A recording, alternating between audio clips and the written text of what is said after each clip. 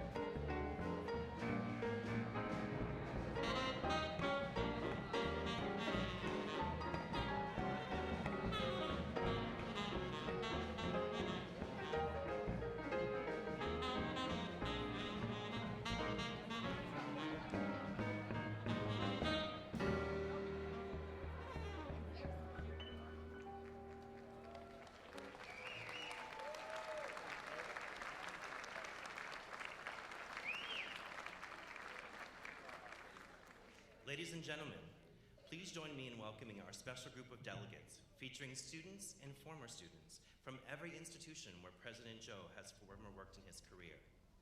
Representing YMCA Camp Occonequin, Stephen Basilis.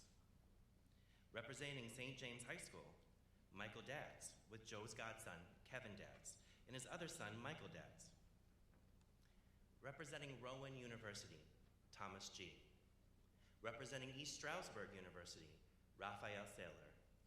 Representing SUNY Old Westbury, Delmy Landoff, and Darlene Cappy Bailey. Representing Barnard College, Leora Hanser. Representing Teachers College at Columbia University, Dennis Camacho and Terry Mena. Representing Columbia University, Scott Coonan. Representing Queens College, Donias Viscones, Catherine Bueno, and Brent Santo. Representing Linden State College, Ann and Greg Scott, the parents of Chick Greg, and Kennedy Hall and Ryan McDonald. And representing SCSU, Bahir Muha and Josh Cortez. And representing our student veterans, Shaquille Ricketts.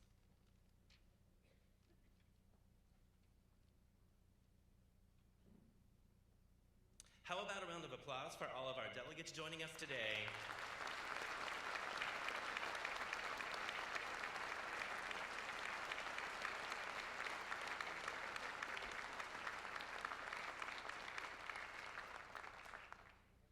Wait, hold on.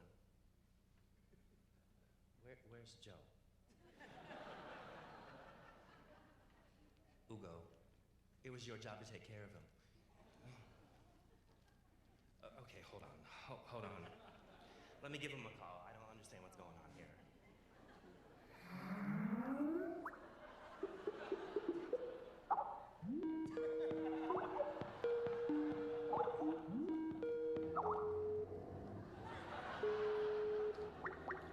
Bill, what's up? Joe, we're on stage at your inauguration, and you're not here.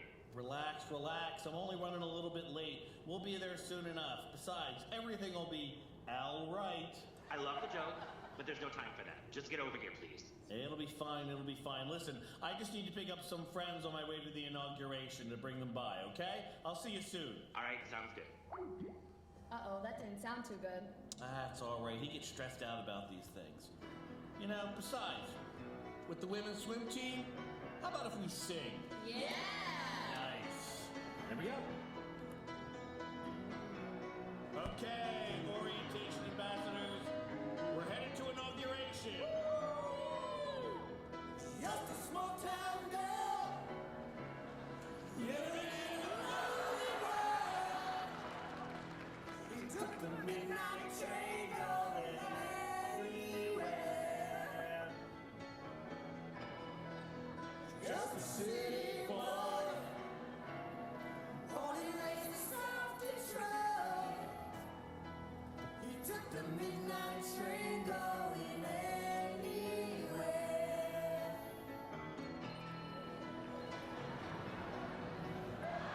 Mr. President, could you put your seatbelt on, please? Yes, Chief.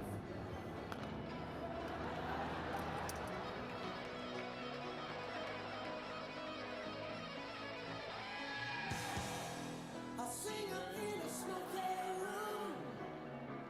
A smell of wine and cheap perfume. For a smile they can share the night. It goes on and on and on and on.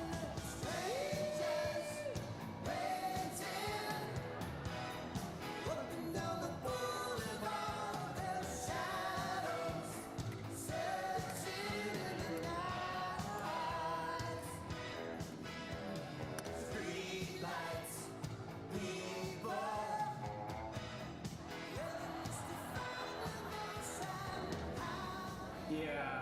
Yeah, I'm running a little late. I'll see you at the inauguration. This Uber driver is taking forever. All right, yeah, we'll talk about it when I get there, okay?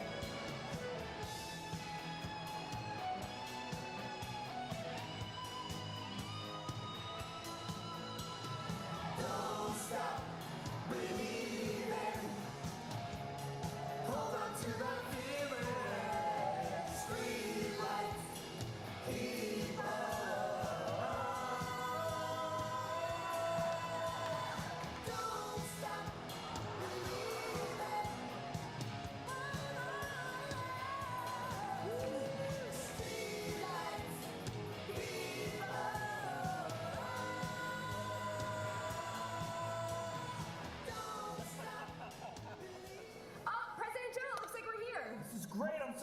noted. Let's have a great inauguration, okay? And Go Owls!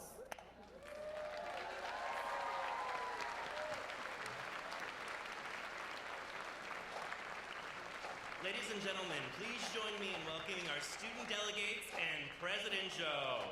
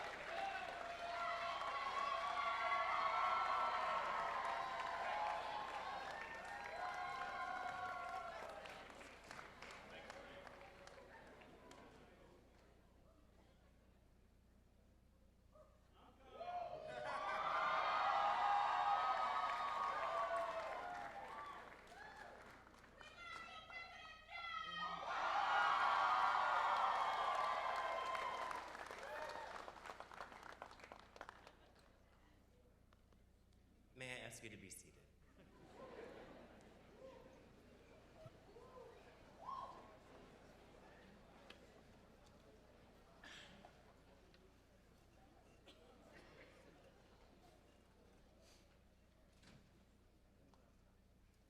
We will now have an invocation from a former student of Joe's, Iman Zakir Ahmed.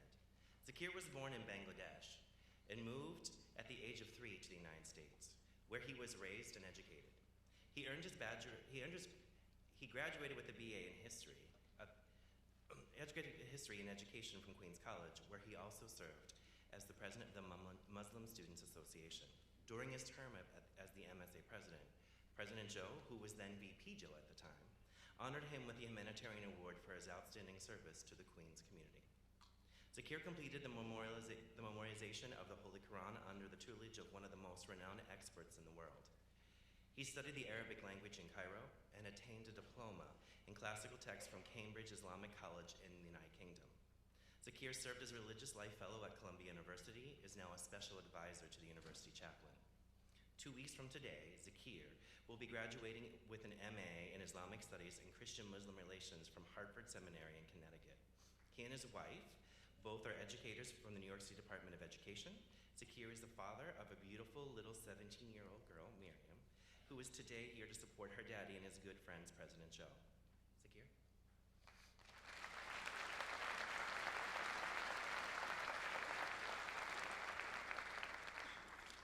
Thank you, Bill.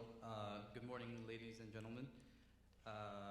It is my esteemed honor and pleasure to be here with you all to initiate this wonderful inauguration ceremony of our dear President, Dr. Joe Bertolino.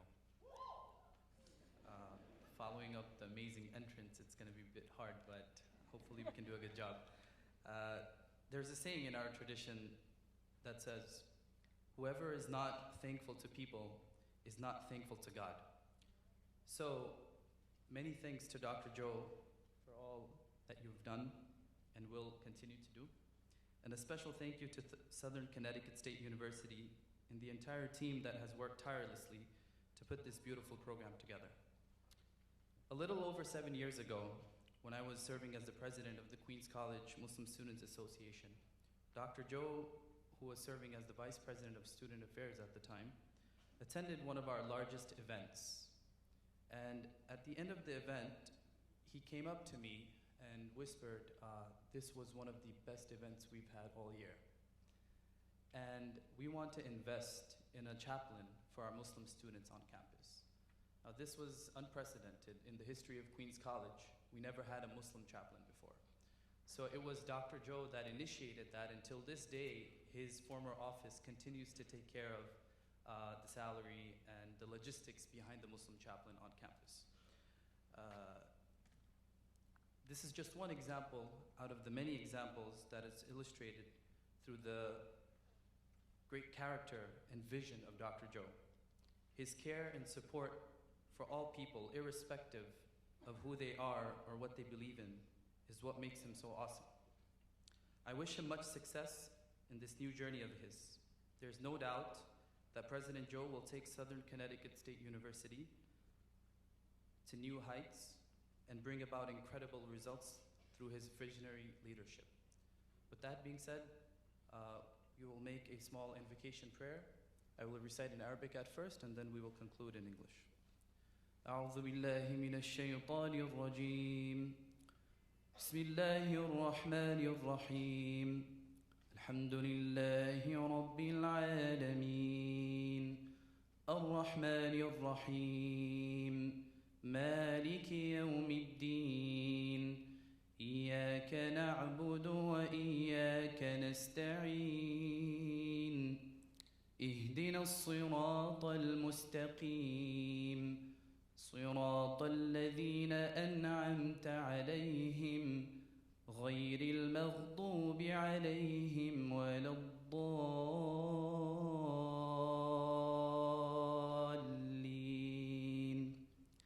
We ask the Almighty to grant President Joe wisdom and guidance.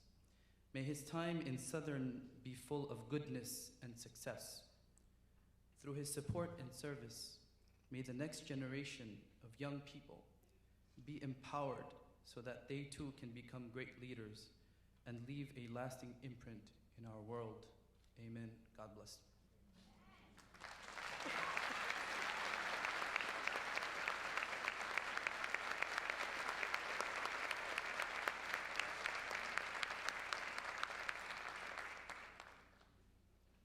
I would like to take this opportunity to introduce the non-speaking members of the platform party. We have Mel Harris, member of the Board of Regents, Naomi Cohen, member of the Board of Regents, Scott Jackson, Commissioner of Labor and ex officio member of the Board of Regents, Ellen Durnan, Provost, Vice President for Academic Affairs, Mark Rosinski, Executive Vice President in Finance Administration, Tracy Tyree, Vice President for Student Affairs, Robert Stamp, Vice President for Institutional Advancement, Robert Rennie, Vice President for Technology and Chief Information Officer, Teresita Sass, Associate Vice President for Enrollment Management, and Anita Rivera Alvaro, our Marshall Platform.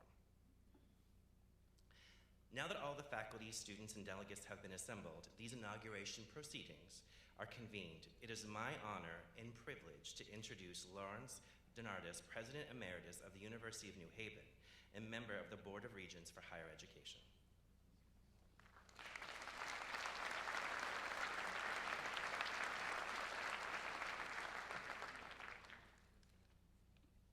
Well, thank you very much, and good morning.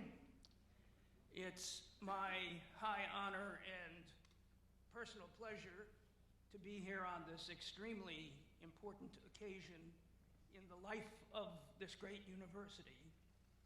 I am here to bring greetings and salutations to Dr. Joe on the occasion of his inauguration as the new president of Southern Connecticut State University.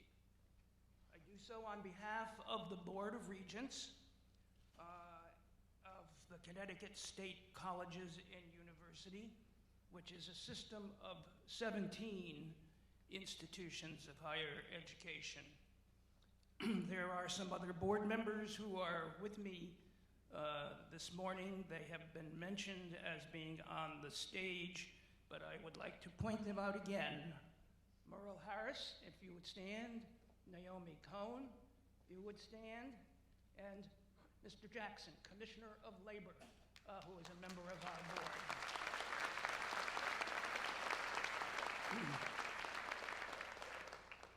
Of course, the president and CEO of our system is here, Mark Ojakian, and you will hear from him shortly. One of the principal responsibilities of the State Board of Regents, in addition to serving as the governing board for Southern and 16 other institutions, is to select new presidents when of the institution when vacancies occur. We were called upon to do that last year when the previous president of Southern stepped down. And at that point, what is called a search committee was impaneled, on which Naomi Cohen and I served, along with very able representatives from the Southern faculty, staff, student body, and alumni rather. Now, let me tell you in all seriousness, although it's hard to break the mood, in all seriousness, that it's nearly impossible, in my opinion, to imagine any particular person who can fulfill, even in a small measure, the expectations that many have about a university president, particularly this university at this critical point in its history.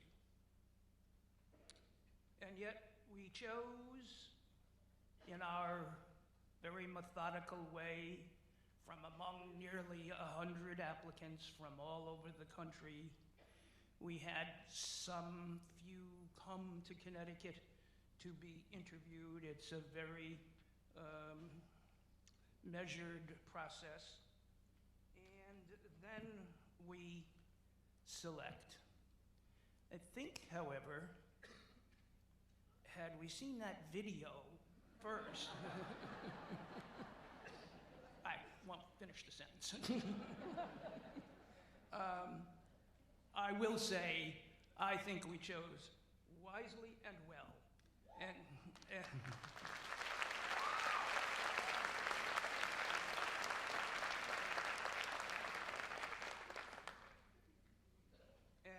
I think that is as much to do with Dr. Joe's boundless energy and great sense of purpose. So we celebrate at this formal occasion, this installation, we celebrate his inauguration as president with great joy and with very warm wishes for the future. Dr. Joe, it's going to be yours. It has been yours, but this makes it official.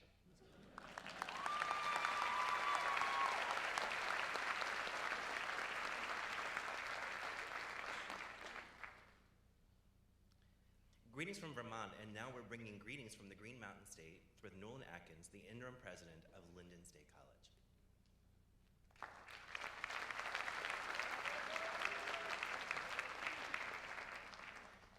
Thank you, Bill, and good morning, everyone. I am honored to be here with you today with esteemed leaders in higher education, the faculty, staff, and administration of Southern Connecticut State University. But I am especially delighted to be here today to celebrate the inauguration of President Joe Bertolino as your 12th president at Southern. I have known Joe for 5 years. Joe came to Linden 5 years ago.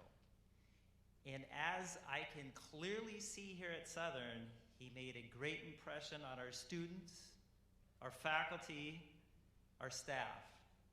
He infused a great deal of energy and enthusiasm into the campus life, and enhanced relationships with our local and regional community. And as I've seen last night and this morning, he brought great awareness of social justice to Linden, much like he is here at Southern. He did so at Linden by creating the Year of Social Justice in 2013. He subsequently created the Year of Compassion. In this year, before coming to Southern, he created the Year of Courage. Certainly a lot that we have needed up at Linden. This emphasis on social justice has made Linden a stronger and more inclusive learning community, and for that I am very grateful for Joe's efforts.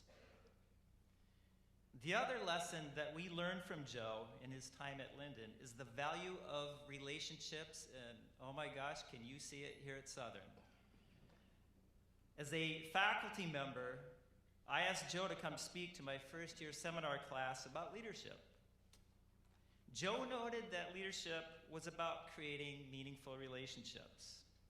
And I honestly didn't fully appreciate this comment until I joined his leadership team. He asked me to serve as an academic dean.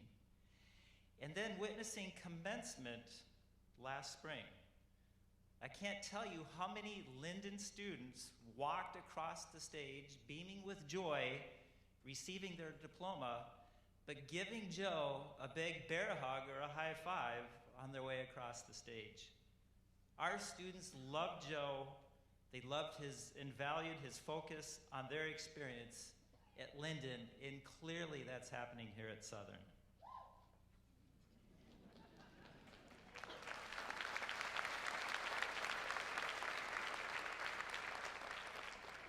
So in closing, what I would like to say is Linden is a stronger, it's a more inclusive and caring institution because of Joe's leadership as our 15th president.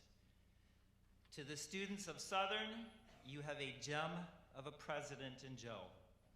Joe, I wish you the best in your next adventure here as the 12th president of Southern, and go Owls.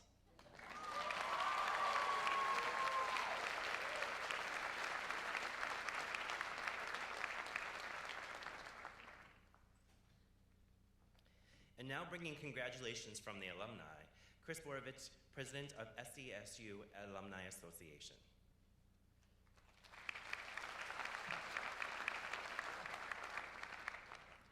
Morning. My name is Chris Borikevich, class of 1998. As the Alumni Association President and behalf of our 90,000 strong alumni, it is a tremendous opportunity for me to welcome our new president. As you all know, from our mission statement, we are here committed to academic excellence, access, social justice, and service for the public good. In the short time that you've already been here, it's easy to see the impact that you've made to that mission, especially in your focus on students first. As so many of our alumni know, Southern Connecticut State University is both an anchor and a beacon in our state and our local community. The anchor is the many people here today and those that came before them.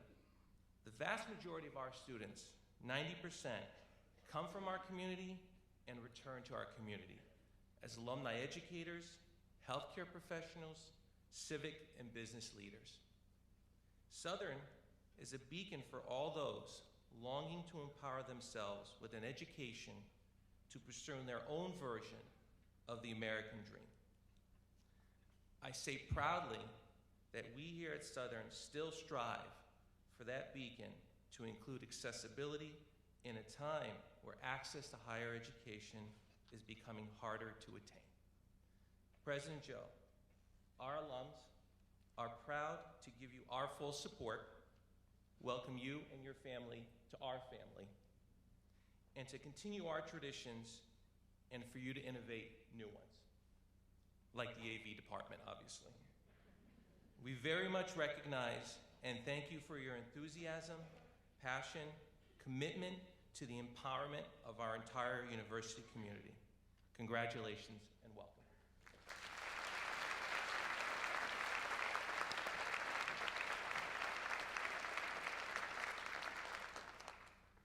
Bringing congratulations from the University Foundation, we have David McHale, Chairman of the University Foundation.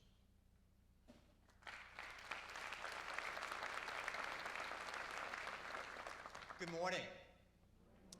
Dr. Joe, Board of Regents, faculty, friends of Southern, and of course, to the best college students in this great state of Connecticut.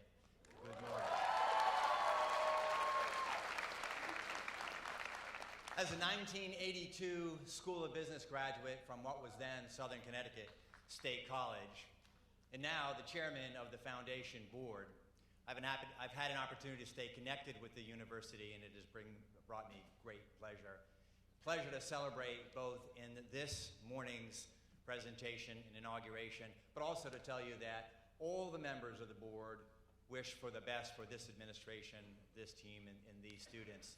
It's a group of 17 professionals, some alumni, some not, who just share a commitment for the success of this institution and the students.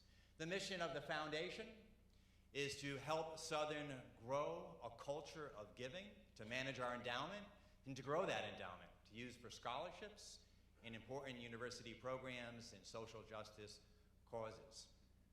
It's with great pleasure that we serve to do just that for your benefit. In fact, last year, the foundation provided in excess of $3 million over the last 5 years, $3 million of scholarships for university students. This year alone, we provided $730,000 to benefit almost 400 of our students. It's our aspiration, perhaps in just a few short years, that we could provide $1 million in scholarships to 1,000 students. That would be a real game changer for this university. We also provide more than scholarships. We provide funding for very important university programs that bring both a distinction to our students and to the reputation of this university. Over the last year, several of you in this audience, but your peers at the school, have learned and traveled abroad, have conducted important scientific research with state-of-the-art equipment, or have competed nationally in investment management portfolio competitions. Just a few of the items that the foundation has been able to fund and support. we are pleased to participate, thrilled to participate in the success of our students. You know, our students come from a huge range of socioeconomic strata, but they have a commonality. They have aspiration, they have desire, they have a willingness to work hard and to achieve.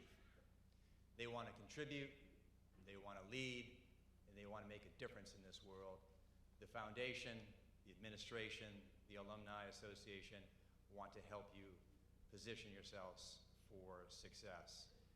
You know, last weekend, like several of you, I had an opportunity to participate in Southern's annual celebration of philanthropy and hear firsthand from the students who receive this support from the foundation and from our donors. These students are surely grateful for that support, but more than that, they have desire and they have passion, and they're capitalizing on opportunities to create new experiences for themselves. These experiences are going to show up on their resumes. These experiences are going to get them noticed. These experiences are going to get them hired. And lastly, to the president and his team, the foundation board is committed to working with you, with the Alumni Association, with the Development Office, with faculty, to continue this growth of giving and continuing to fund important programs so that more students can experience an affordable first-class education, so that in turn they can give back and they can also share in this culture of giving and grow a future generation of successful Southern students. Thank you.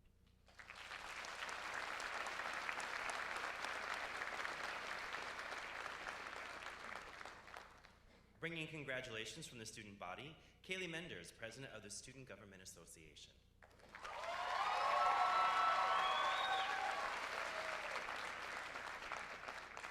I am honored to be speaking on behalf of the students of Southern Connecticut State University on this truly momentous occasion. Today, we formally welcome our 12th president, Dr. Joe Bertolino. In reflecting on my remarks, I thought of my time spent in the hallways of Engelman, the study spaces in Bewley, the student government office, and the endless hours waiting for coffee at Dunkin' Donuts. Today marks the beginning of the next chapter in Southern's storied 124-year history. Today, we welcome President Joe, an academic, an administrator, and in my short time getting to know him, a mentor, who is sure to invigorate the campus community in the months and years to come. In the 8 short months President Joe has been on campus, well, in the 8 short months he's been here, I think he knows more students than I do. But in that time, it is clear that his administration is participatory by design. His support of academics, campus activities, and community service allows students to develop strong, productive relationships with their peers, faculty, and administrators alike. I am truly delighted that in such a short time, President Joe has fostered an environment where students are encouraged to achieve academically and encouraged to take their place in our extended university community. The foundations of social justice are human rights and respect for each other. Social justice and service to the community is a hallmark of Southern's rich history.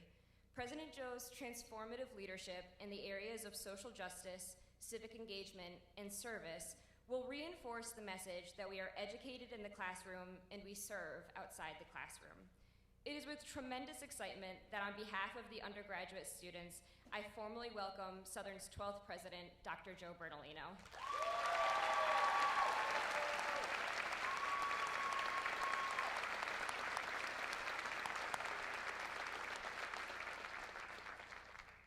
Bringing congratulations from the administrative faculty and staff, Jordan Jones, President of the Administrative Faculty Senate.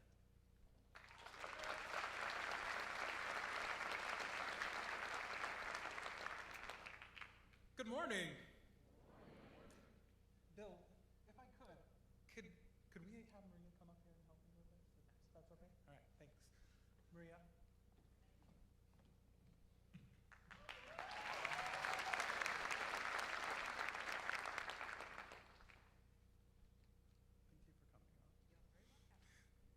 If you're all wondering why here while Jordan was introduced, it's because a couple days ago, less than 40 hours ago, we were just chatting and we realized that both of us are going to be giving the same message, the same thing about today's events. So I said, why not combine our time and shorten this time of speeches?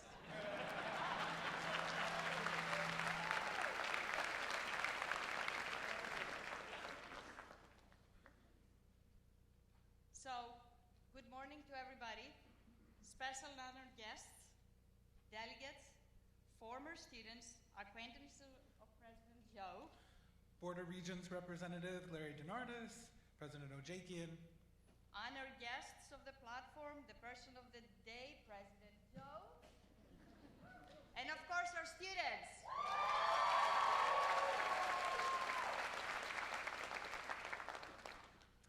I'm Jordan Jones. I'm the president of the Administrative Faculty Senate.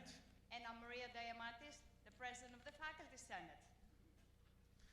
Here at SCSU, we are not working alone, but we're working together, which is symbolic of Maria and I coming up here together to address you. And we are here together working in our community to provide the necessary resources for our students to be successful. Right, Jordan. In my over 20 years of teaching here at the university, I studied when I was very young. So please, no mathematics here. So speaking from the heart, our students is what drives us. The students are what make our day the best day of every day. That's why we're here for so many days. Now, it's funny that I experienced firsthand the last 24 hours what students mean to President Joe, because I had the opportunity of, I guess, participating in an event last night, as late as last night, and as of today. And do you realize that they come from long distance to participate to this event? They come from Sri Lanka, Texas, Florida, and I thought I was coming from far away over the hills of Brantford and over the Kew Bridge. And I thought I was coming a long way from the heart of the valley, crossing the Naugatuck River to be here this morning. But when President Joe arrived on campus, it was clear that one thing was true for him, that students come first. And this has been a long-term goal of all of us here at Southern, whether we're faculty, staff, administration. However, President Joe has helped bring this message to the forefront of the Southern community. Yes, Jordan, I totally agree. And actually, President Jordan, oh my goodness, I'm so glad. Can I get inaugurated first? President Joe has actually definitely brought the commitment to interacting and assisting our students to realize their destiny and achieve their educational dreams. And it's very clear in the short time that he has been with us. But as I just mentioned before, when I attended another event last night, I happened to meet some of those former students of President Joe, and I asked them to tell me three adjectives that describe President Joe. And as I said, are you ready, President Joe? Listen to the words, adjectives that describe President Joe. Caring, sincere, proactive, loving, tenacious, kind, hilarious, humorous, caring, loving, compassionate, humble to the core, gregarious, caring, loving. I did not make a mistake. The caring and loving appeared more than once.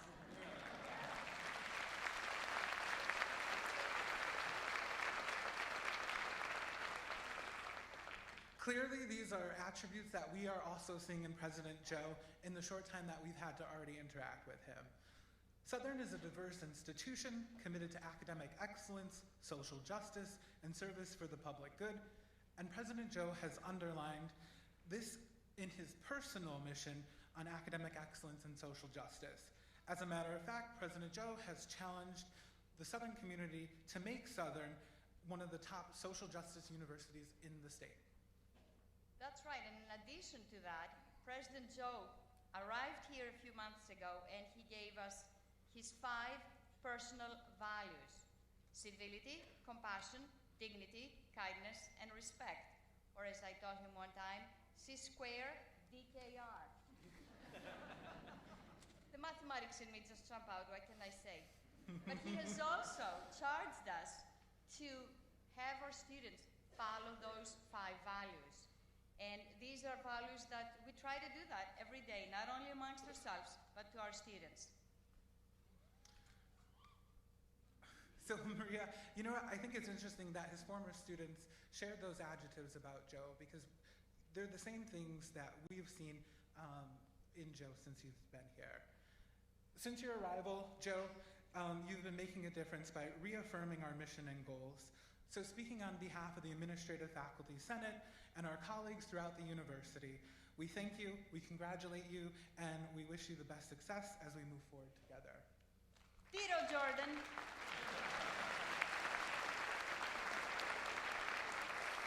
But I have one more thing that I think is very important. Last night at the dinner that I attended, I had the pleasure of meeting President Joe's mother. And I asked her, I actually thanked her first for raising such a great person, humanitarian. And then I asked her, what's her secret?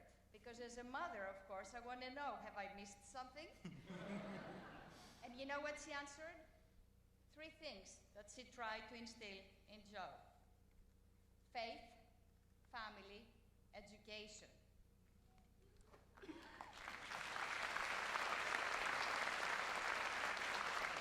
Thank you. Thank you. For those. And one more thing, I wanted to say that President Joe arrived and reaffirmed our mission, brought the 5 values to the forefront for us, and charged us to follow them.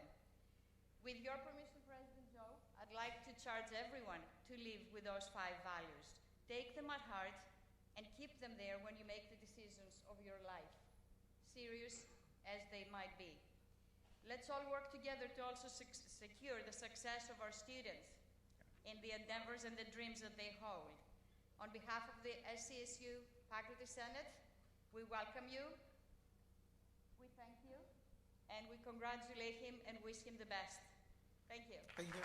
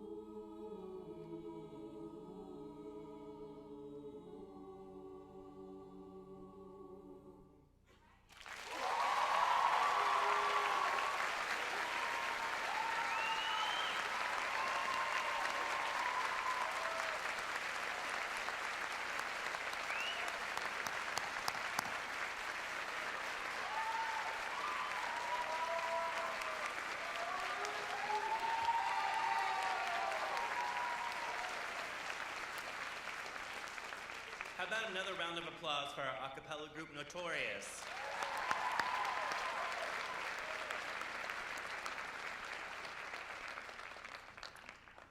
It is now my pleasure to introduce Ugo Ease. Along with President Joe, Ugo is the co-author of Let the Games Begin, a guide to self-exploration and team-building activities.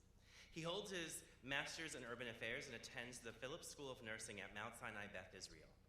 He plans on pursuing a terminal degree in nursing anesthesiology or as a nurse practitioner. Ugo currently works at Memorial Sloan Kettering Cancer Center, where he has received several accommodations, notably a Navy SEAL Challenge coin from the commander in SEAL Team 6. But above all, he's an avid man of faith, a musician, who leads worship team for the Edge of Ministry in New York City Church of Christ. He also describes himself, in his words, as a very handsome man.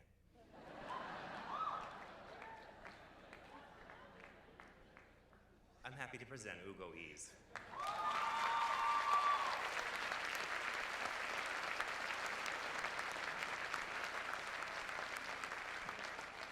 Good morning. So I added that part in because I didn't think they were gonna really read the bios, and evidently they did. And then Joe texted me, he said, "And you still haven't found a girlfriend." Touche, Joe. All right, so I'm gonna get right into it. My time is short. So I'm a man from the church, so if I call you brothers and sisters by mistake, because I view you with, admiration and love, and if I say amen, just, let it go. All right, let's get into this. How we feeling? I said, how we feeling? All right, let's do this. So, back in 2010, 2011, I was Joe's office assistant, right? And, I should frame this. I'm going to frame this to show you that being present and valuing people is something that Joe has showed me. So no, back in 2010, I'm sitting in the office, a student comes in, and he's on the phone with his mom. And he's like, I hate Queens College. I should have never came here. I should have never signed up. And he would set up a meeting with the vice president. And I'm thinking, hey, bruh, good luck, Because Joe's schedule has been hectic that day.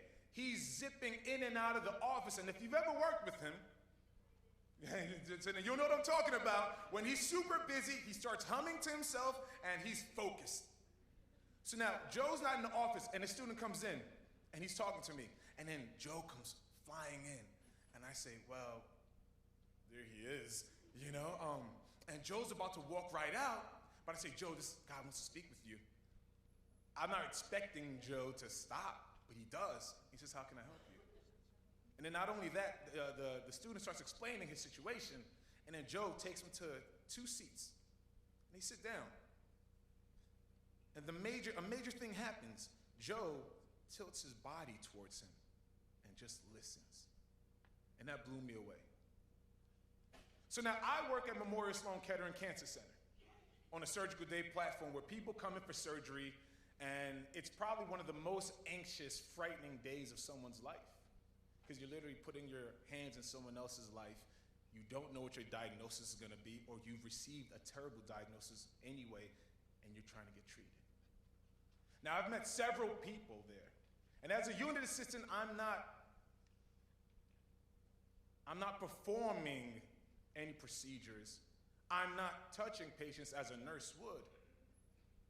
But I've interacted in deeper ways. I remember a friend, he came in, he was gonna have a 15-hour surgery. I think he had 13 tumors removed that day. And then I saw him the next week in the hallway. It looked like he was about to pass out. So I run over to him, and then by the time I get to him, he begins to collapse in my arms. Good thing I work out, you know what I'm saying? So I was able to catch him, I was like, I got you, babe, I got you, you're safe, safe. And I call over to another nurse to bring a wheelchair. And I take him up to where he's going. So he had the surgery, but now he was recovering alone in a hotel, and things were going bad. So by the time we get him to where he has to get to, he's steadily declining. So I stayed with him. My coworkers are cool. They knew something was going up, so they knew I was going with him. And I would repeatedly check up on this guy. And I would hold him as his body would shake because he was in so much pain. And we talked. He still had a tumor in his neck that still needed to be removed, but they just didn't have time to get to it. And we knew that he probably wasn't going to get better. So he eventually goes home, right? And we stay in contact. And then he gets murdered. He gets murdered. I sent him a text message because we didn't keep in contact. He was talking about the weather. And he normally responds in time. And when I didn't see his response, I Googled his name out of nowhere. It occurred to me to Google his name. It was a couple days later, and I see the news report. 3 hours after I received his last text, he was murdered. Then I get a message from his mom, and she tells me how much he loved me. I just met him in the hospital. We spent time because I cared about what he was going through. He was just like me. He had tattoos, he had cool Jordans, he had a gold chain. That's my man, I'd hang out with him. But I learned something. Your position doesn't define your ability to touch someone. I mean, that's what Joe showed me, right? When he angled his body towards a student. That's what Joe showed me. But this isn't about Joe, and he knows that.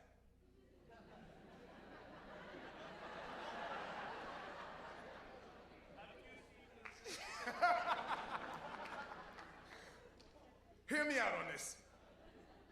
Back in 2010, I watched Joe listen to students. Fast forward 7 years later, I'm now listening to patients. See, what Joe is doing, what he's teaching is something that's passed down through him.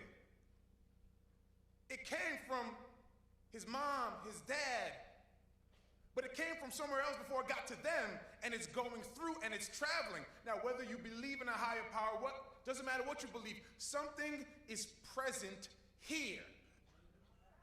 Something. And what is it? What is this concept that flows through all of us? That people matter. People have value. Relationships matter. Relationships have value. From that person that's working the camera to that person that's cleaning up. From the president of the university. It doesn't matter. Because people, they matter. And at the core, they want to know that their pain, their laughter, their insecurity, their desires, their hope to get better, their reality that they will not get better, it all matters. I want to leave you with this. You have value. You matter. To the students in the aisle section, you have value. You matter. To anyone sitting up there that wasn't paying attention to some guy got up there and started yelling, you matter. You have value. To all these distinguished people up here, you matter. You have value. And as you go forward, when you have an opportunity to touch someone's life, you better do it. Thank you.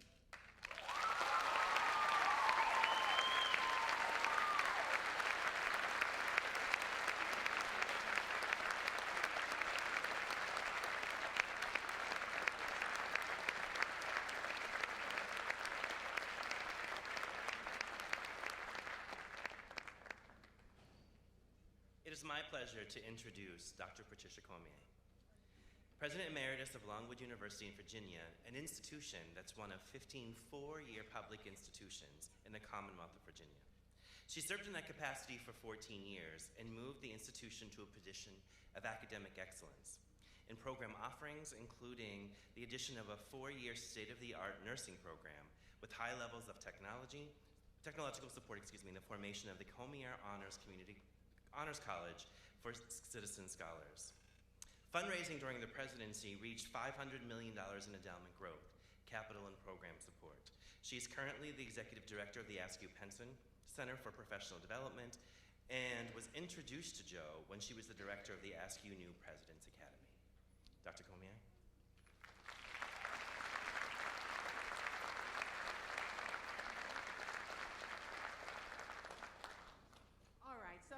follow him. You know, first of all, thank you. You know, I'm about 2 feet tall. I'm the shortest president you're ever going to know, all right? And I have to follow this guy who's 10 feet tall, has faith, and a booming voice. It's not fair, you know? Just not fair. Well, good morning again, everybody. It's a great pleasure to be here. Pretty soon we're going to be able to say good afternoon, right, by the time this is over. Well, it gives me great pleasure to offer congratulations to this 12th president of Southern Connecticut State University, particularly because I am a native of Connecticut.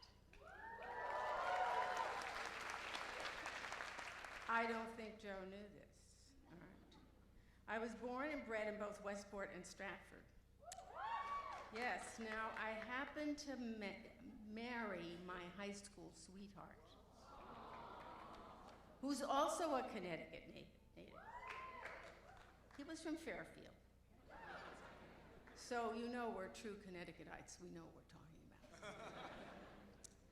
I could deliver what you probably already know about President Bertolino. Okay, he's a graduate of Columbia University with a doctorate, his master's from Rutgers, and a bachelor's degree from the University of Scranton. And he's just arrived after 4 great years at Lyndon State University in Vermont. Yes. Now, I have been there. And it is a challenge to find your way to the institution. I just want to point this out to you. It's located in the Northeast Kingdom of Vermont. Dr. Bertolino was also an earl in the kingdom. I don't think many of you know this.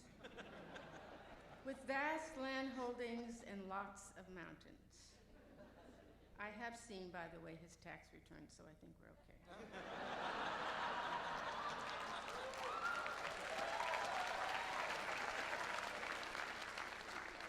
Now, he did accomplish much there, and some of this you've heard, from initiating exciting new academic initiatives, some with grant funding, modernized capital improvements, improved resources for student learning, and raised the most private support of any former president. He has listened to what I told him about raising money.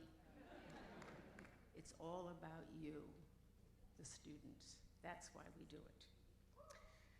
Now, he was also a very important leader in higher education for governmental agencies in the state. He's an author, he's a researcher, and a teacher. You know all this.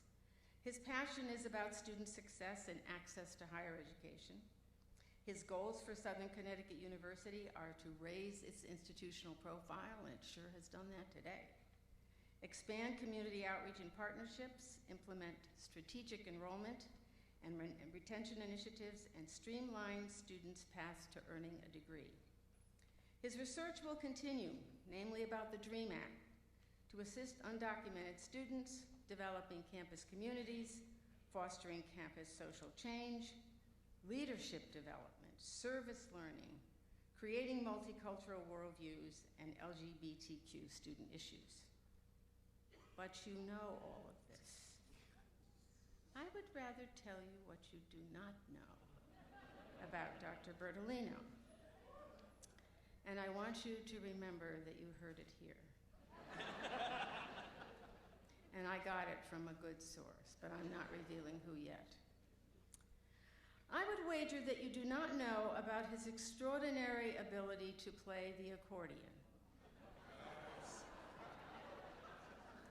In fact, he was the New Jersey accordion champion at one time.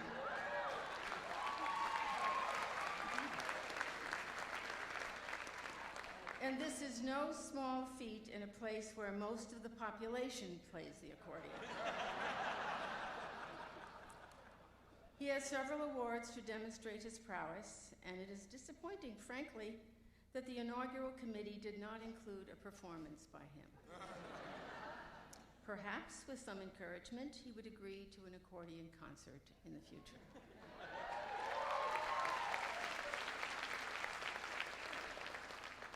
Now, he is characterized as a geographically challenged individual. So much so that he uses a GPS to travel from home to the campus and back each day. When on trips, he confuses the East and the West Coast, and the staff has to be certain to identify landmarks as he finds his way to donors. Map reading is not his strong suit. And if you had to depend on him getting you anywhere, somewhere, rethink it. In his younger years, he was and remains a devotee of the Philadelphia Mummers. He has, and he has great fondness for string bands. I'm not certain whether he joins them each year, but I feel certain we could investigate that. And whether he has a particular costume which could enable us to readily recognize him. There may be some privately held photos on Facebook. Now, he's an Italian American. He loves Italian food, but he cannot cook. If a meal cannot be done in the microwave, he shuns it. It is not clear whether he could open a bottle of Newman's pasta sauce and a box of spaghetti, or make an attempt to begin the lengthy process of Italian wedding soup. Italy is by far his favorite place to visit, as long as someone is with him to guide his way from Florence to Rome. He was raised a good Catholic boy and most assuredly was an altar boy. Is that correct, Mom? Yes, you see? He spent 2 years in a Catholic seminary and was then convinced that his true vocation was to teach religion in a Catholic high school. That did change over time, and leadership in higher education became his calling. What to do with Bill? His beloved partner occupies his thoughts, even though Bill does not need something to do. He holds a very responsible position at Rutgers. Bill reassures him that he's fine doing what he's doing, including being the master of ceremonies for this inauguration. Their relationship has been one of love and admiration and is important to both of them. It's so critical that a president has a confidant for those moments of tension and challenge. So this is the real Joe Bertolino. As he says around the campus, just ask Joe. Ladies and gentlemen, it's my honor to offer congratulations to the new president at Southern Connecticut State University, the one and the only Joe Bertolino.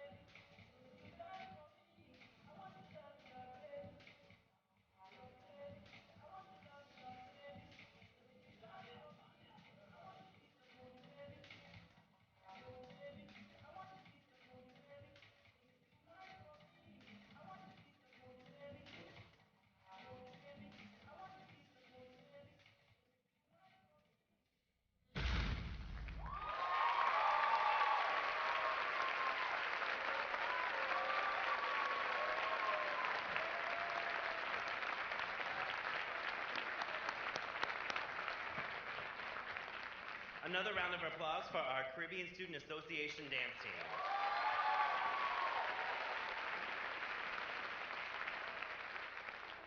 I'd now like to take this time to please welcome President Mark Ojaki and President of the Connecticut State College and Universities to the podium.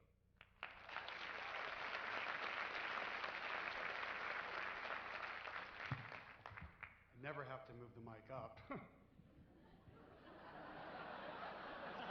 Kind of refreshing, but so thank you.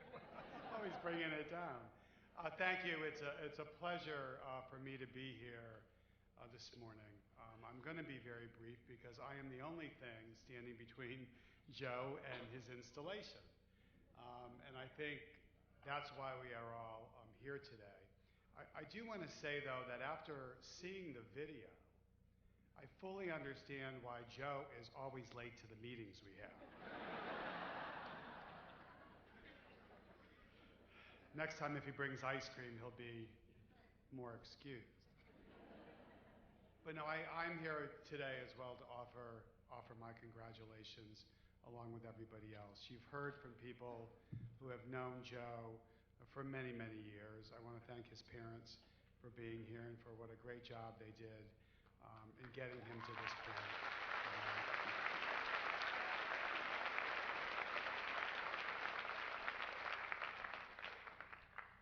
I also just want to take a second. I had prepared remarks, and I'm not going to use them, to really talk about what struck me about Joe. As many of you know, I don't come from your world. I don't come from the academy. But I do know people. I do know what motivates people. I do know when people give you pat answers you want to hear, and when people really care about what they say. And I can tell you quite honestly that the first time I met Joe in an interview process, which is never an easy environment, I was struck by the fact that he not only gave the answers I think people wanted to hear, but he meant. But I was really struck by who he was as a person. And I could tell that right from the beginning. Because I think what you see is what you get. And I'm very much like that myself. So I saw the passion. I saw the commitment. I saw the selflessness. And I pictured what he would look like on this campus. And after listening very closely to the very sage advice of your student body president, who I've come to know and admire for her leadership, there was really no other option. He listens. He cares. He obviously can't dance very well.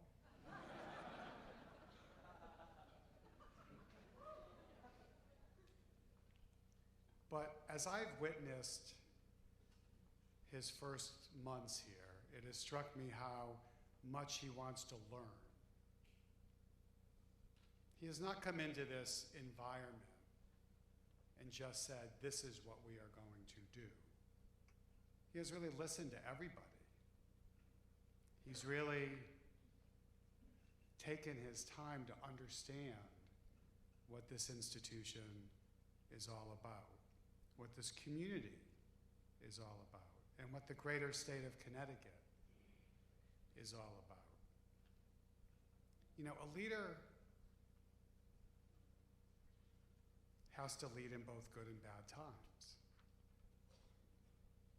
But a leader should always be focused on what matters, and it's you. No disrespect to anybody else in the audience. Everybody is here for you. You matter. You have value. And so I just want to close by saying that I couldn't have been prouder of the fact that we made collectively a very good decision. And I only hope and wish the best for Joe and for this university. You know, we're facing very difficult times in our state and in our nation. We need leaders that show their support for everybody. We need leaders not only to say the word social justice, but mean it. We need leaders to embrace our collective diversity and celebrate it. And I could not be more confident that the president who will be standing before you in a minute is the right person for this institution at this time in its history. So, now for the installation, I ask Dr. DeNardis and members of the board to please step forward, and I further ask Dr. Joseph Bertolino to please stand.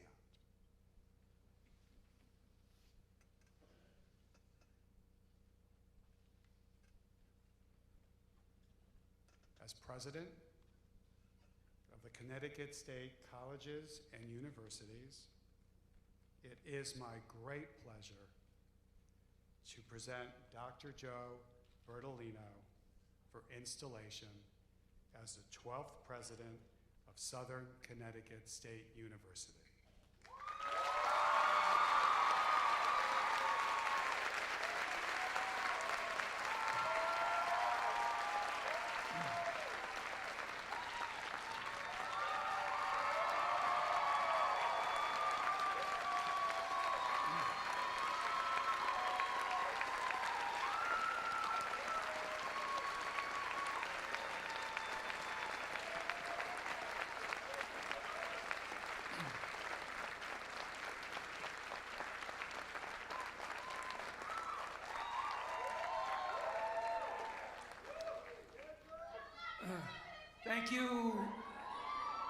Thank you, President Ojakian.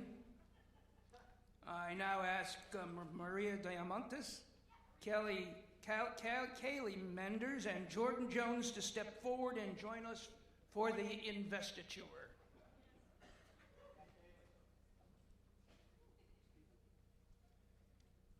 Everyone is now in place. It is my responsibility and privilege to deliver to you a formal charge on behalf of the Board of Regents for Higher Education.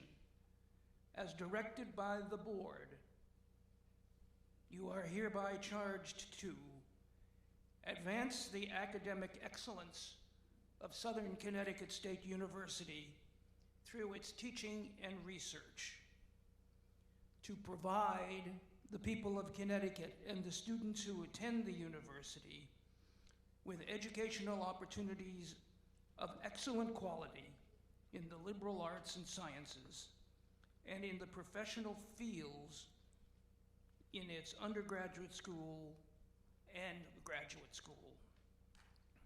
To administer Southern Connecticut State University humanely, treating all members of the academic community with compassion and fairness, and in doing so, upholding the highest standards of excellence. 2, present and protect academic freedom and to enforce the principles of equal opportunity and affirmative action. In recognition of your authority, I direct President Ojakian and our student government president, Kaylee Menders, to place upon you the President's Medallion.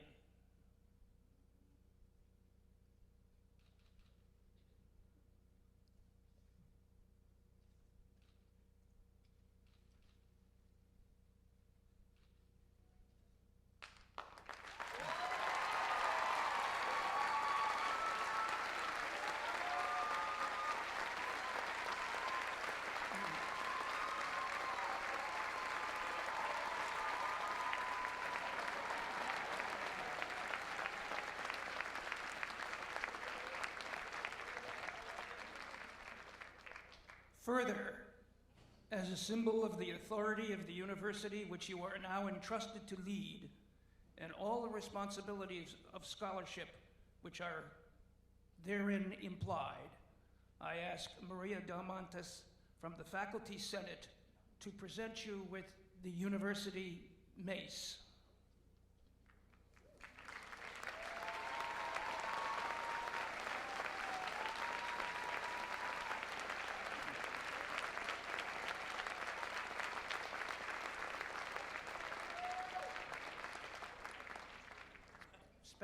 Parenthetically, you should know that the mace that each president of each university is custodian of for the time he or she is president is a symbol, an academic symbol that goes back hundreds and hundreds of years. President Bertolino, please accept the board's best wishes for a long and successful tenure as president. The medallion and the mace have been presented to you. The Regents and I proclaim you, Dr. Joseph Bertolino, to be the 12th president of Southern Connecticut State University.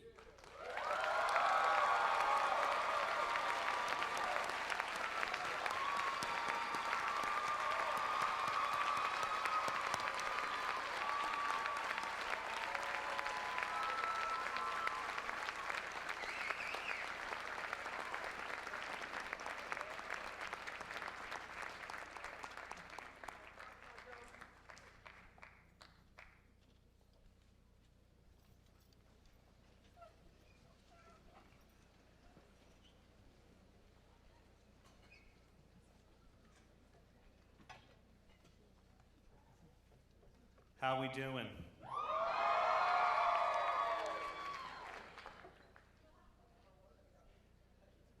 Thank you very, very much. I'd like to introduce Matt. Matt is a student here. Everybody say hi to Matt. Ready, Matt?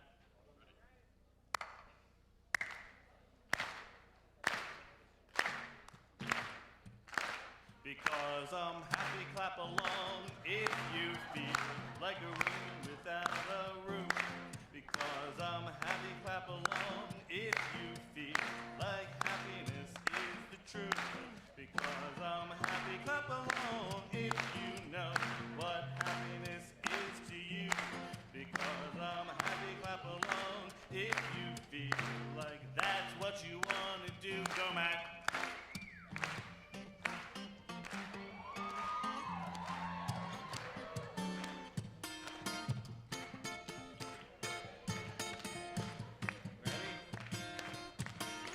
Because I'm happy, clap along if you feel like a room without a roof. Because I'm happy, clap along if you feel like happiness is the truth. Because I'm happy, clap along if you know what happiness is to you. Because I'm happy, clap along if you feel like that's what you want to do. Boom.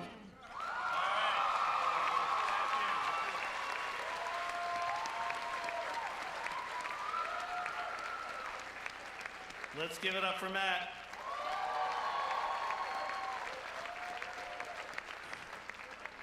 For those of you who were planning on coming to the traditional ceremony with gravitas, you've come to the wrong place.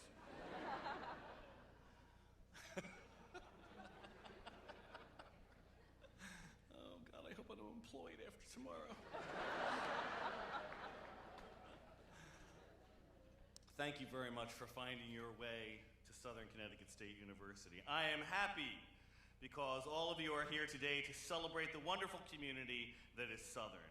And I might add that this song was recommended by Aaron Tejada, Miles Page, and Josh Cortez. Are any of them here? I don't know.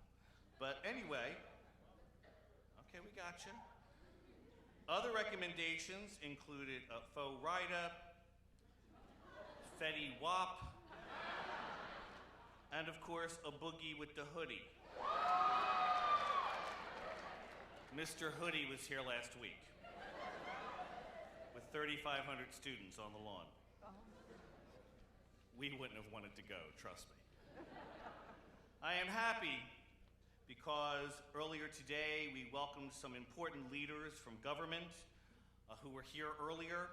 They have had to find their way back to the State House, as you can imagine, but my thanks to Tony Walker and Gary Winfield and Representative Porter. They have done so much to support public higher education in general and Southern in particular, so I offer them my thanks. I'm happy to welcome Regents Larry DeNardis, Scott Jackson, Merle Harris, Naomi Cohen, and President Mark Jakian from the Connecticut State Colleges and University System. Thank you for inviting me to lead this wonderful institution and for your ongoing support. And by the way, to the Regents and President Jakian, we know our system faces many challenges and that this is a time of great change. I invite you to look out into this audience because Southern is here. We are up to the challenge and Southern is ready to lead.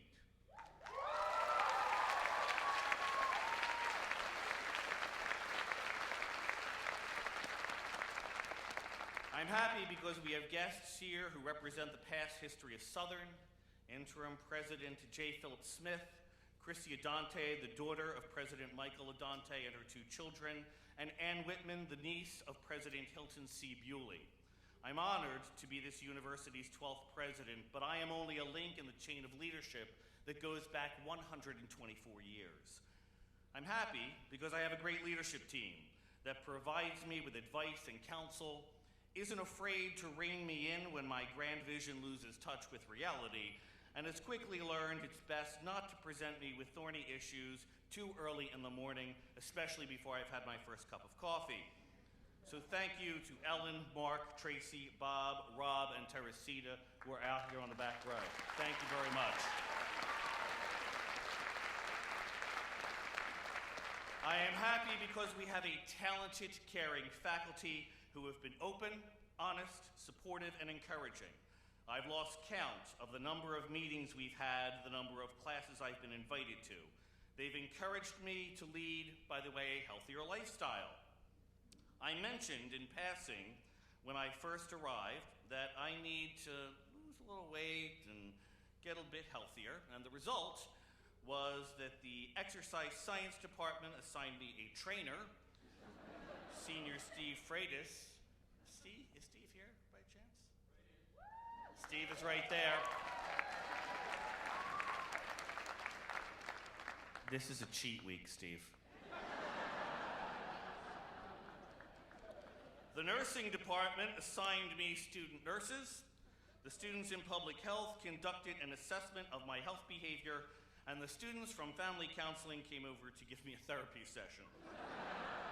I have become a project entitled #ActiveJoe. That's the truth. I'm happy because of our dedicated staff. They work hard every day to make this university function in the service of our students. From having me participate in our week of welcome, to Accepted Students Day, to wheelchair basketball, to shooting t-shirts out of an air gun into a crowd of students, I've lost track of the number of events they have invited me to and the number of events they've involved me with. But they are at the front line every day, serving our students, doing so with distinction. It is they who actually run the place day to day, and we are grateful for their work. I am happy because our alums, the members of our university foundation, and our community partners have supported Southern at every turn and invited Bill and I to explore New Haven culture and eateries. Pepe's Pizza, Modern Pizza, Sally's Pizza, even pizza out of a fire truck. I'm happy that Southern is centered in the vibrant, multicultural urban community of New Haven, a city that I am happy to now call home. Bill and I have made our home in Morris Cove, New Haven, and rumor has it I am the first president in quite some time to live in the city of New Haven, so we are proud New Haveners.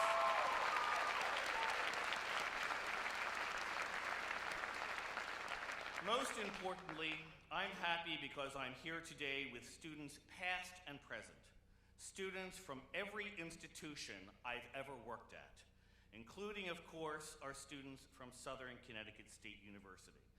You saw the large contingent of students that walked in with me today. I think that's pretty cool.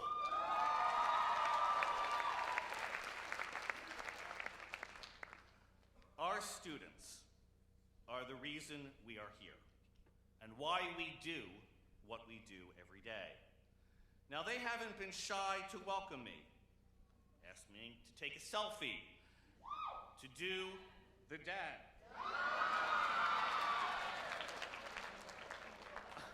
And according to my schedule, next week, I will be tie-dyed for charity. I have no idea what that's going to look like. On a more serious note, there is one former student who could not be here today, but is here in spirit. Jake Gregg, who wrote the inaugural song for my investiture at Linden State 4 years ago. Sadly, after that wonderful event, Jake was diagnosed with leukemia. Jake lost his battle with cancer 2 years ago, and interestingly enough, I visited him often here in New Haven at the Yale Cancer Center. Today, I am honored that his parents, Anne and Scott, are here to represent him among many other former students. But Anne and Scott, are you here? Could you stand up, please? Ladies and gentlemen, Anne and Scott Gregg, thank you very much for being here.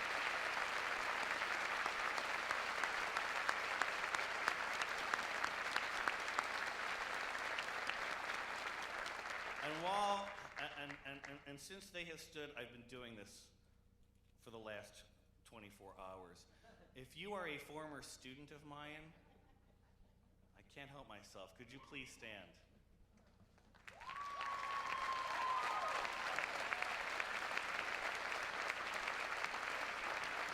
Thank you for being here. The student who wins the prize, though, who you will meet shortly, is Haran, who has traveled over 9,000 miles from Sri Lanka to be here.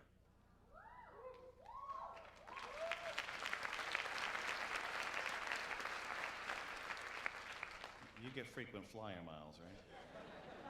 Just checking.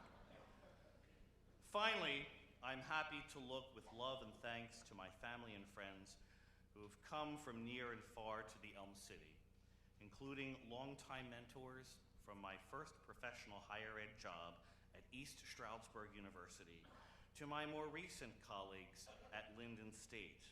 I'm particularly touched that virtually the entire senior leadership team of Linden State College found their way here today, and I thank you for that. You have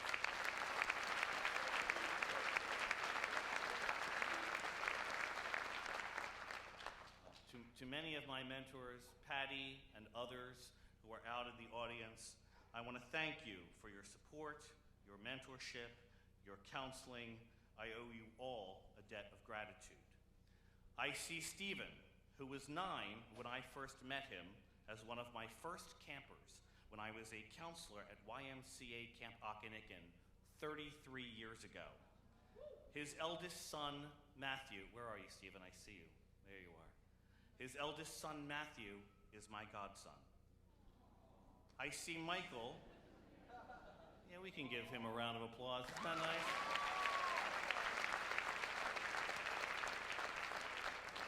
I see Michael, a student in my first class when I was a high school teacher at the age of 22, when I was right out of college, and he was a senior in high school, graduating in 1987.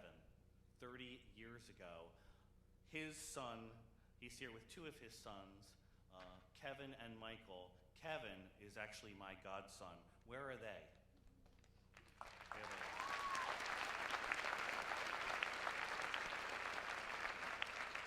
And I see my goddaughter, Teresa, the eldest daughter of a colleague, Michael, from Barnard College. He was actually a public safety officer, and we befriended each other. And where are Teresa and Michael? They're right back there.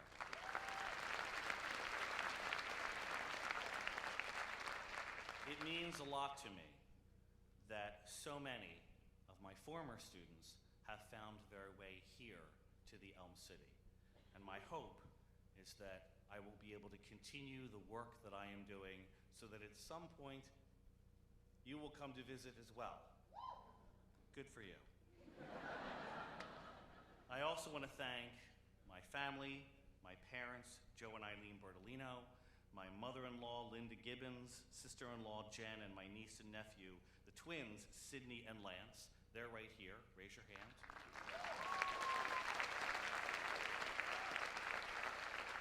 And unfortunately, not everyone could travel here today because traveling long distances with two small nephews, a 2-year-old and a 4-week-old grandson, is a bit complicated. But they are here in spirit, and I am fortunate to have their love and their support in so many ways. And yes, the person who sprung the beans and told all that information to Patty. How could I forget the man that I look to every day, the man that I have looked to for nearly 25 years? My partner and the love of my life. We no longer have to take 8-hour commutes back and forth to Vermont. Dr. Bill Leopold.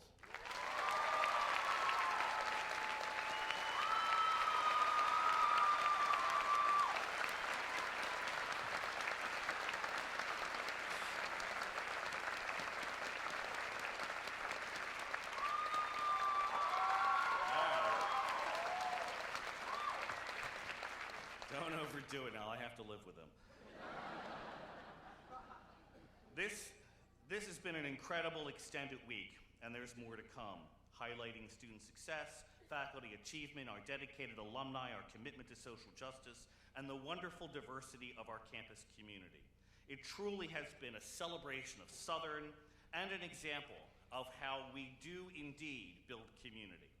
I wish to thank the inaugural committee and the staff who helped to make this celebration possible, especially our frontline teams in facilities, maintenance, the university police, food service, the communications and marketing team, linemen, and many, many more. Could we give all of them a round of applause for their great work?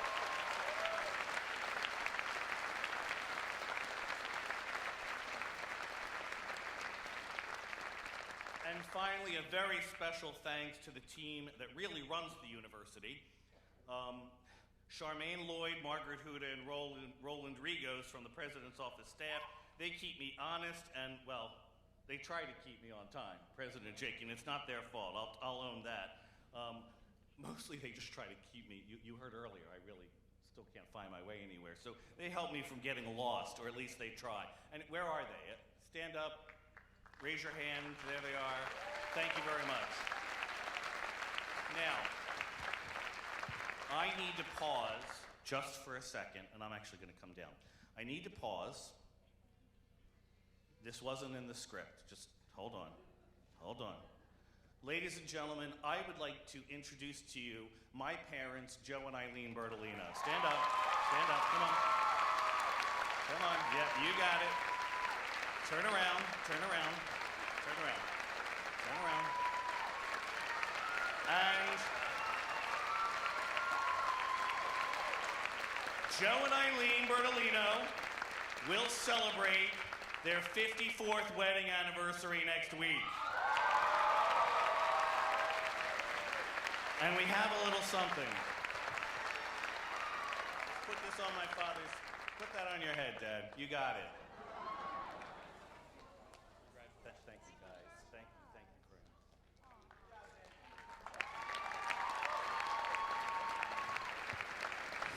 Yeah, let's give them a round of applause.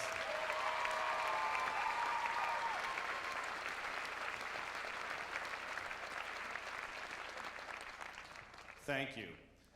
As my mother said, and as she told Patty, it is true that faith, family, and education, in that order, from a young age, my parents instilled these values into me and my sister Eileen, who was also an educator. I remember when I was in high school, and my father made me take a summer job at a cable television factory. The job was dirty, the factory was hot. I hated every minute of that job. Later on, when I was getting ready to go off to college, Dad came into my room, sat at the end of the bed, and asked me how I liked that job. I was honest. I told him it was horrible. Horrible. He replied, "That's why your mother and I are making the sacrifice for you to go to college. Don't forget it." Well, Mom and Dad, I haven't forgotten it, and I hope that I'm paying it forward. Thank you.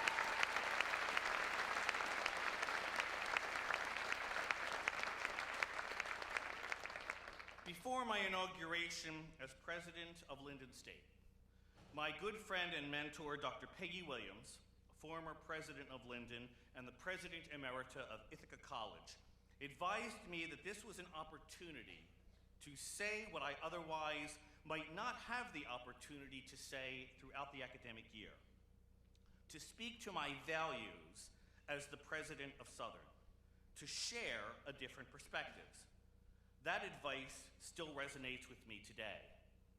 My colleagues here at Southern have heard a great deal from me in recent weeks about the many challenges that face public higher education in Connecticut.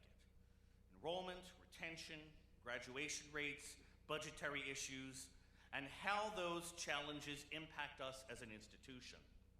I've already articulated that now is not the time to be afraid or play it safe as we confront these challenges. Nothing brings a community together like a little adversity. And they've also heard about my vision for Southern, how drawing on the talents of our community, the strengths of our partnerships, and our commitment to social success and to student success, we will build on what we do well and become the social justice university of Connecticut and the regional higher education institution of choice for students and community partners. I strongly believe that in challenging times, proactive institutions redefine themselves and become leaders amongst their peers. This is my vision for Southern, and if you're really curious to find out more, it's presented in this morning's program, laid out as the vision of Southern. We're very proud of that vision, and we're excited about our future. There is so much to build on here, because there is so much that has already been accomplished. In a commencement speech at Southern in the early 1990s, Congresswoman Rosa DeLauro said that it was a public university like Southern that the American dream was most valued and best realized. I couldn't agree more. At Southern, as many of you know, our students are drawn from all types of backgrounds: racial, ethnic, religious, gender, and economic. Many have had to overcome life's obstacles to reach their goals, working jobs while studying, supporting children or elderly relatives, taking those initial uncertain steps into higher education as the first in their families to attend college. So when we help provide the empowerment to achieve their goal, it is just that, a personal achievement that means a great deal, because these young men and women, these students, truly had to strive and sacrifice to get there. But the needs of our students and their goals cannot be achieved without an institutional commitment to building relationships, strengthening communities, and ensuring that social justice is a core value of Southern. As a public university with the wide diversity of race, ethnicity, economic status, and belief systems reflected in our student body, it is vital that we take on the mantle of social justice at its core in ensuring that it maintains and stays a core value at Southern. Certainly, in recent times, it seems that cultural, racial, and economic boundaries have been reinforced nationwide, and campuses are not immune. As I said before, it is vital that we take on the mantle of social justice to ensure that our campus environment is safe, nurturing, and welcoming for all. Whatever your views on our country's future, heightened emotion and uncertainty should not provide a convenient opportunity to stereotype and defend individuals who are our classmates, our colleagues, our friends, and neighbors. This is not a time to foment division and intolerance. Instead, we must learn from the painful lessons of the past and be spurred to give renewed energy to the promotion of values of peace, acceptance, and understanding, both within our own community and beyond. As president from day one, I have stated and continue to state that every voice at this institution matters, that every member of our community should be treated with dignity, respect, kindness, compassion, and civility. Amen. Thank you. We will not build walls. We will create opportunities for substantive debate, educational dialogue, and courageous conversations.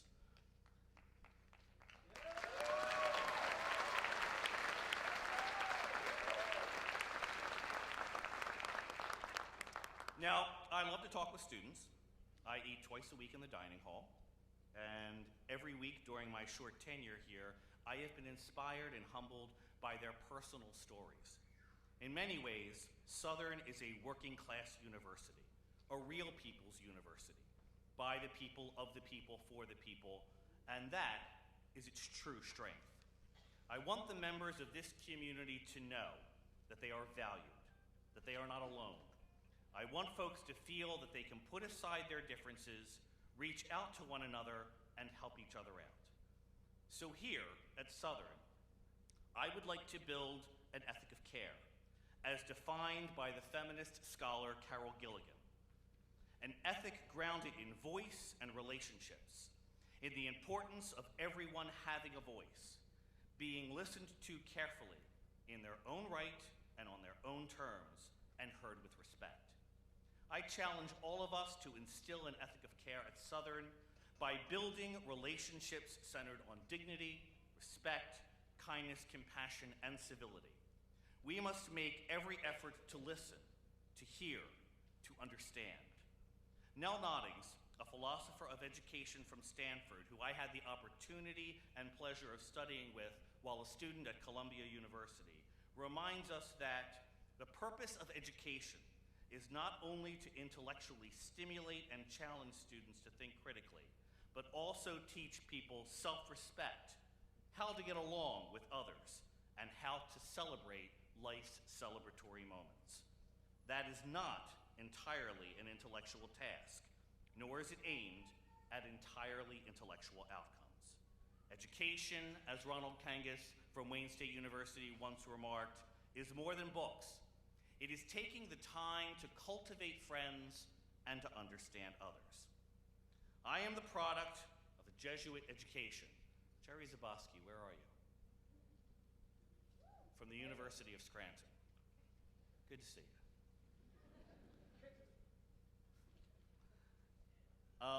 As I said, I am a product of a Jesuit education from the University of Scranton, and I was taught in the Ignatian tradition, the tradition of St. Ignatius of Loyola, and the importance of curae personalis, which translates to care for the entire person. Curae personalis suggests individualized attention to the needs of the other, distinct respect for his or her unique circumstances and concerns, and an appropriate appreciation for his or her particular gifts and insights. This value now is applied more broadly to include the relationship between educators and students and professional relationships among all those who work in the academic environment. So, as Southern becomes a leader, I challenge all of you to ask good questions that will allow us to build better relationships. How can I provide value to you? What do you need to be successful? How can I support you and others? What can I do to improve your situation? How can I better understand you? What can I do right now to make a difference for you? How are we modeling an ethic of care that builds relationships and ultimately makes us a better university and a better community? exercising curae personalis, a care for the entire person. If we are, we've gone a long way to building a better community because care for the whole person is the guiding force behind social justice.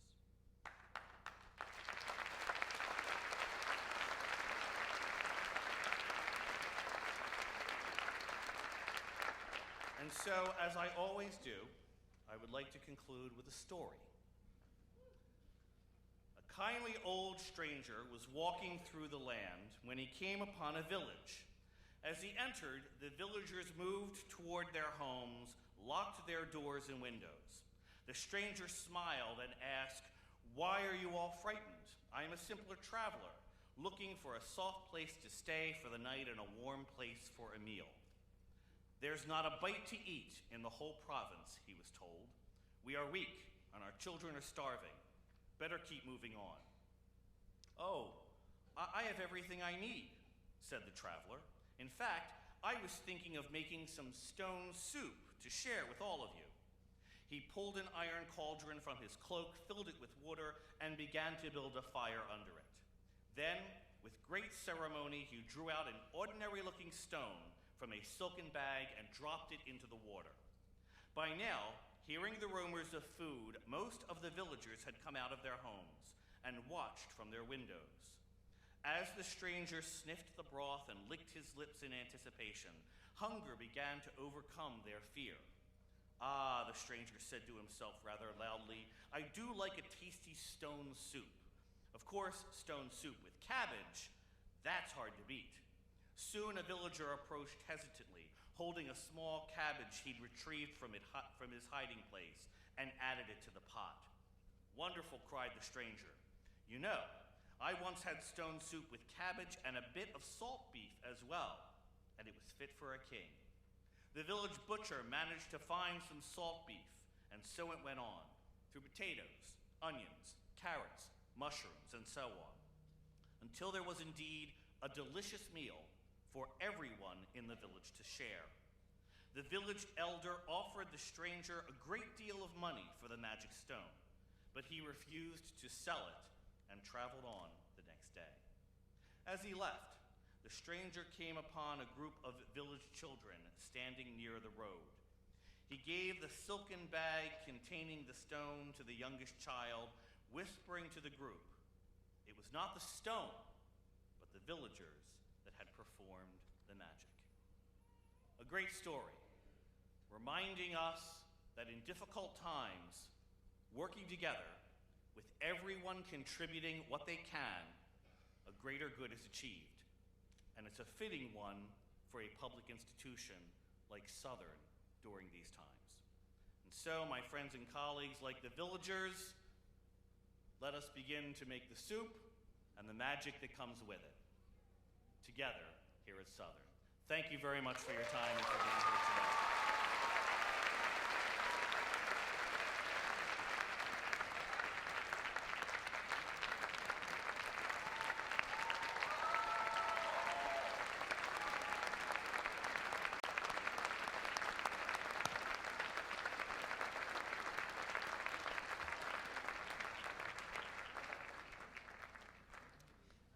The benediction will now be offered by Haran Kangarashan.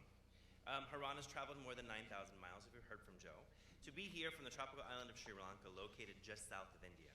He's graduated from CUNY Queens College in 2011 with a degree in economics, and he has used it to develop several of his own business ventures in Sri Lanka. He was a former employee and student in Joe's leadership class, and says that he has developed a strong relationship with Joe that will last a lifetime. Haran?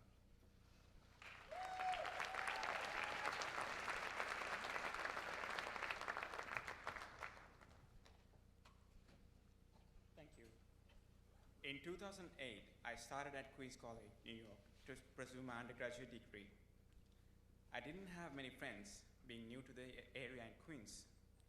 I was lucky to have met Dr. Joe at the Students Affairs office while I was working at the University Health Center. I was facing some difficulties, both academically and personally. I approached Dr. Joe in his office one day, unsettled, out of options. I was behind in my classes and I expressed concern about not being able to graduate on time. Dr. Joe worked diligently to ensure that I got the support that I needed in order to graduate. The moment that he showed that he truly cared about me, everything changed. He had given me the hope and the confidence that I needed to be successful. I graduated in 2011 and moved back to Sri Lanka to be close to my family again. His level of care didn't stop there. When I mentioned Dr. Joe that I was having some family trouble, he offered to come and explore my home country. Not that he could handle the heat of the food or the weather, but he made the 24-hour journey anyway. He helped to resolve my family issues. Everyone in this world is suffering some way. People are born into this world to fulfill their desire. Some are capable of doing so, and others may not be so lucky. As a human being, we have to understand this and help others achieve their goals in life. What Buddha says, in order to pave the path to attain Nibbana, that means to end suffering, you have to live the capacity of a human being to the fullest with love and compassion. If you don't show love and compassion to all living beings, you have not completed what you are here for. This unconditional love and compassion is the key to all human connections. It is needed to thrive in this world. I am fortunate to have met a man who lives a life of compassion. I am honored to be here to share the success of my friend, Dr. Joe. I know that he will excel in all of his relationships. I would like to offer a blessing for Southern Connecticut State University, for Dr. Joe, and for all of you who are lucky to have him in your life. Today, I decided to use one of the excerpts from Karaniya Metta Sutta. It explains we should not deceive others. We should never seek pleasures from others' suffering. We should treat everyone equally, and we should speak kind and compassionate words. Naparo parang niguppeta, nati manyeta katchachinang kanchi, viharosana patika sanya, nyanya manyas dukkha michaya. Etena Sachena Swati Hotu. May Buddha Dhamma Sangha bless you all. Thank you.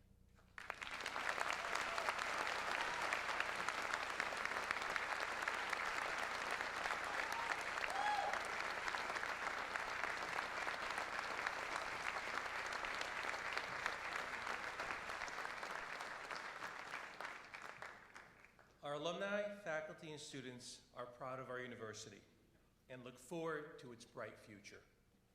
To celebrate our Southern spirit and to mark this special occasion, we debut a new alma mater commissioned by Dr. Bertolino and written by Professor Tim Parrish with music by Professor Mark Cuss. Please stand and join our vocalists for the first official singing of our alma mater.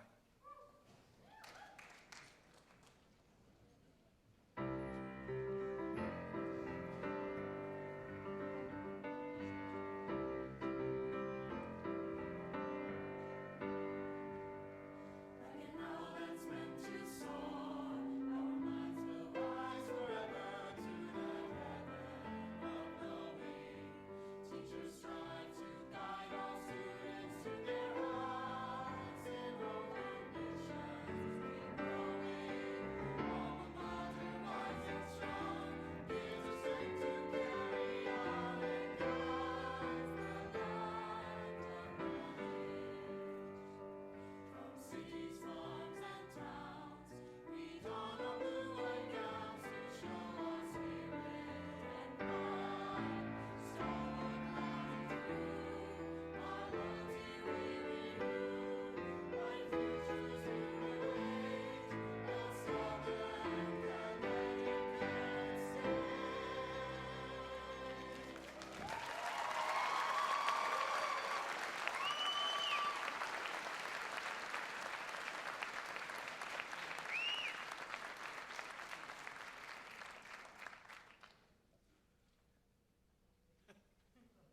right, we want to thank you for attending the presidential inauguration. And now that the ceremony is concluded, I would like to invite you to the university celebration and picnic in the academic quad. Please stand remaining while the platform party and the other members of the academic procession have receded from the auditorium, and give it another round of applause for the new alma mater.